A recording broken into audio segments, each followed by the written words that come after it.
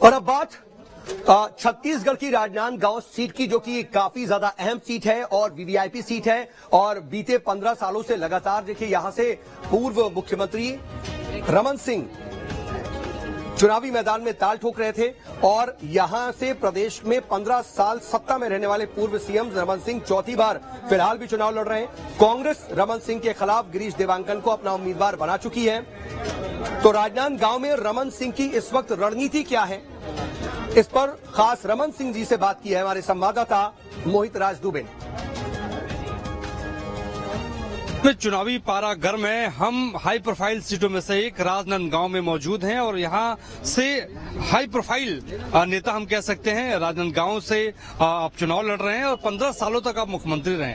कितना सियासत बदल चुका है राजनांदगांव की, अगर आपके परिप्रेक्ष्य में समझा जाए?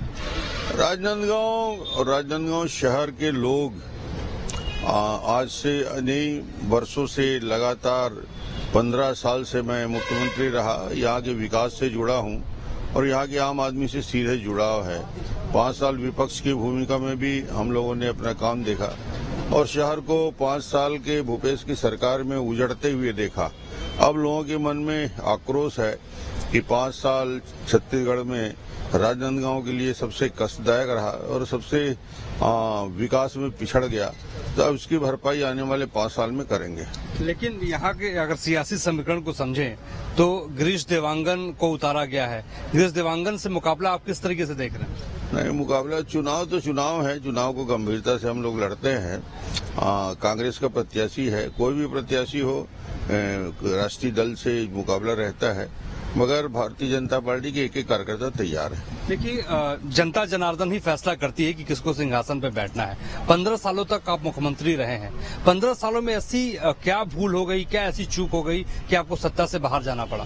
15 साल कहीं न कहीं लोगों के मन में लगातार एक साथ 15 साल काम करते हुए लोगों को देखा तो एक मन में रहता है कि 15 साल काम देख लिया, भारतीय जनता पार्टी के बदल के भी देखें, मगर बदल के देख के समझ में आए विनाश कैसे हो सकता है, भ्रष्टाचार कैसा हो सकता है, आतंक राज कैसे आ सकता है, वो पछतावा है और उस पछतावा में अब बदलाव होगा। लेकिन भूपेश बघेल की सरकार आरोप लगा रही कि ईडी की छापेमारी हो रही है, उसको किस तरीके से आप देखते हैं? आखंड भ्रष्टाचार में डूबा है। 5-15 हजार करोड़ के घोटाले करने वाला भूपेश, ईडी नहीं जाएगा तो कौन से जाएगा? वही माला लेके जाएंगे क्या उसके बाद? लेकिन वो कह रहे हैं कि किसानों को लेकर उन्होंने काम किया है। एक नई घोषणा भी उन्होंने कर दिया है कि किसानों का कर्जा माफ होगा अगर सरकार आएगी। किसान का बोनस की शुरुआत भारतीय जनता पार्टी ने की, धान खरीदी की व्यवस्था भारतीय जनता पार्टी ने किया।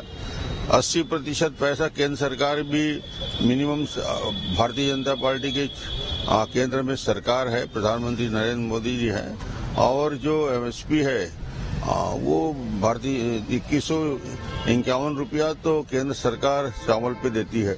इनका हिस्सा तो बोनस का रहता है, उसको आगे देखेंगे कैसे एडजस्ट हो सकता है। एक आखिरी सवाल डॉक्टर साहब आपसे पूछेंगे, क्योंकि आप सियासी मर्म को अच्छे से समझते हैं। छत्तीसगढ़ के भीतर 15 सालों तक आप मुख्यमंत्री रहे, जो भी खासतौर पे जो ऐलान भूपेश बघेल की सरकार कर रही है, चाहे किसानों की बात हो, नौजवानों की बात हो, महिलाओं की बात हो, आपको लगता है कि आने वाले वक्त में एक बड़ा इम्पैक्ट डालेगा चुनाव पर? नहीं, जनता समझदार हो गई है कि पूरे 5 साल लूटते रहो और लूटने के बाद अपना घर भरो, जनता को आंख में धूल झोंको और उसके बाद चुनाव में छोटी मोटी घोषणा करके सोचते सरकार बना लें। जनता भ्रम में नहीं आने वाली। बहुत शुक्रिया हमसे बातचीत करने के लिए। डॉक्टर रमन सिंह हमारे साथ थे। राजनांदगांव में ये भी धुआंधार प्रचार कर रहे हैं। जनता जनार्दन को तय करना है कि बाजी कौन मारता है। 15 सालों तक ये मुख्यमंत्री रहे हैं और खासतौर पे जो राजनांदगांव की सियासी जो पारा है वो इसलिए ज्यादा गर्म हो चुकी है क्योंकि मुकाबला जो है वो गिरीश देवांगन से है और जनता जनार्दन को अब तय करना है कि आगे आने वाले वक्त में वो किसको विधानसभा भेजती है। हमारे सहयोगी तो देखिए, रमन सिंह सीधे तौर पर कांग्रेस पर हमलावर और सीधे तौर पर उन्होंने कहा कि 5 सालों में दरअसल प्रदेश को बर्बाद कर दिया है। और हमारे सहयोगी मोहित राज दुबे से उन्होंने खास बातचीत की है। धान खरीदी को लेकर के भी उन्होंने कहा कि दरअसल इसकी शुरुआत तो हमने की थी, 80% योगदान केंद्र सरकार इसमें देती है, कुल मिलाकर के बोनस के पैसे प्रदेश सरकार देती है। इस तरह की बातें रमन सिंह बोलते हुए नजर आए। खास नजर है इस बार भी राजनांदगांव सीट पर, क्योंकि रमन सिंह को तो प्रत्याशी बनाया गया है, लेकिन क्या इतनी बड़ी टक्कर मिल रही है बीजेपी से और बीजेपी क्या एक बार फिर से मजबूती से प्रदेश में वापस आ रही है या नहीं, इस पर सबकी नजर टिकी हुई है। क्योंकि अगर राजनांदगांव से रमन सिंह जीतते हैं और उसके बाद कांग्रेस बीजेपी की जीत होती है तो फिर मुख्यमंत्री पद को लेकर के भी उन्हीं पर नजर टिकी होंगी और उनकी ये तमाम बातें काफी ज्यादा अहम हो जाती हैं।